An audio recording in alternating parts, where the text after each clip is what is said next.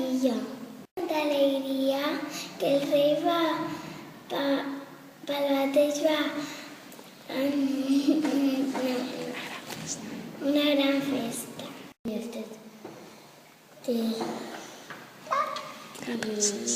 I la princesa van convidar a totes les marines d'este regne. El rei va preparar per cada fada un regal, un cofre fet d'or, rubis i diamants. Un don a la princesa. Es veia de totes les doncelles. La ronda d'un àngel i cantaràs com un rossinyol. De repente va entrar a la sala una dona malvada. Era la fada malvada.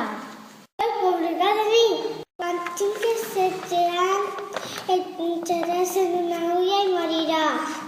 Quan una de les 3 fades, la última, encara no havia donat el regal i va dir en veu dolça: dormiràs 100 anys i un príncipe la despertarà. El rei va ordenar destruir totes les agulles del regne. Van passar 16 anys i la princesa va descobrir una pequeña habitació. Allà, la fada malvada, disfressada de bella, cosia amb olla i fil. Mai havia vist res paregut. Entonces es va punxar el dit. A l'instant, la princesa va caure a terra profundament dormida. El rei va posar a la princesa en un llit d'or i de plata. Ràpidament va cridar a la fada bona. A veure la tristesa de tots els habitants, li va dir al rei. Tots els habitants es dormiran mentre que es desperten.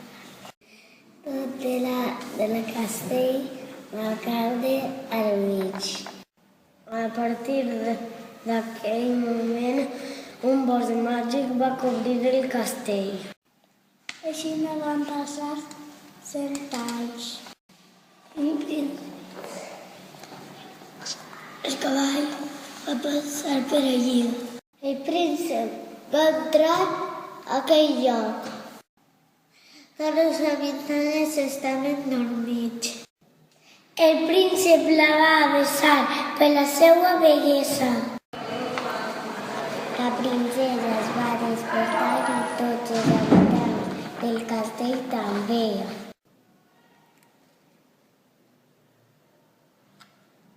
Tot va acabar en boda i van ser feliços. Vine. Eres tú el príncipe azul que yo soñé. Eres tú, tus ojos me vieron con ternuras de amor y al mirarme así el fuego encendió mi corazón y mi soñación se hará realidad y te adoraré como aconteció en mi sueño ideal. La, la, la, la, la, la, la, la, la, la, la. Y mi soñación se hará realidad y te adoraré como aconteció en mi sueño.